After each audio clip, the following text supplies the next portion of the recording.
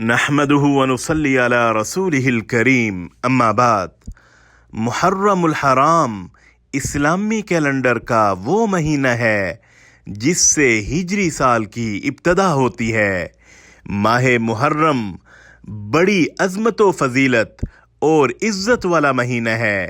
اس کی فضیلت و رفعت اور شان و عظمت کسی شخصیت کی وجہ سے نہیں، بلکہ اللہ کریم نے جب سے زمین و آسمان پیدا فرمائے اس وقت سے اسے حرمت والا مہینہ قرار دیا۔ ارشاد ربانی ہے، ان عدت الشہور عند اللہ 12 شہرا فی کتاب اللہ یوم خلق السماوات والارض منها 4 حرم ذلك الدین القیم فلا تظلموا فیہن انفسکم وقاتلوا المشرکین کافۃ کما یقاتلونکم کافہ۔ بے شک اللہ تعالیٰ کے ہاں مہینوں کی تعداد 12 ہے، اور یہ اس دن سے مقرر ہے جس دن سے زمین و آسمان پیدا فرمائے۔ ان میں سے 4 مہینے حرمت والے ہیں، یہی دین سیدھا ہے۔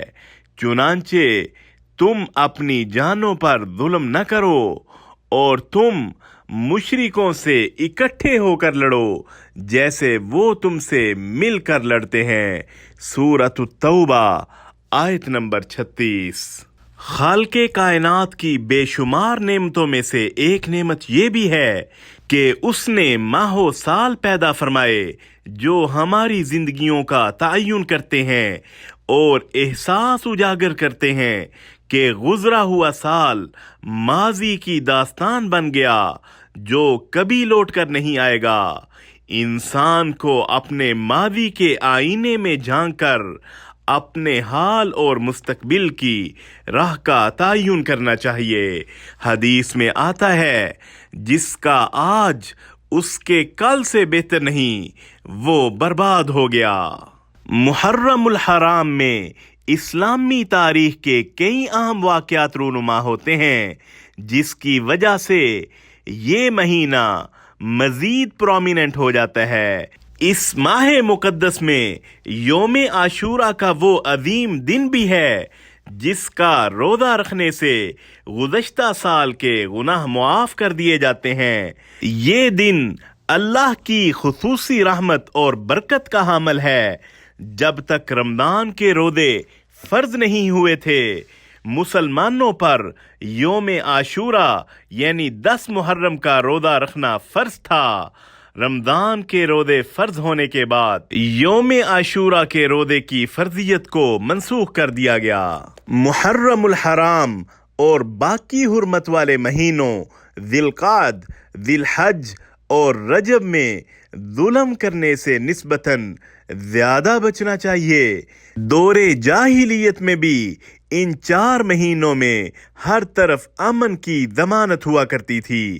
حضرت قتادہ رحمہ اللہ فلا تظلموا فیہن انفسکم کے بارے میں فرماتے ہیں کہ حرمت والے مہینوں میں ظلم کرنا دیگر مہینوں میں ظلم کرنے سے زیادہ سنگین جرم ہے۔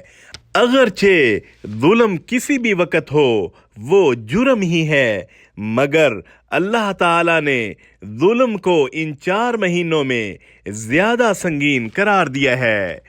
بڑے افسوس کے ساتھ کہنا پڑتا ہے، جب بھی یہ حرمت والا مہینہ آتا ہے ہم سب سہم جاتے ہیں، ہر طرف خوف و ہراس پھیل جاتا ہے۔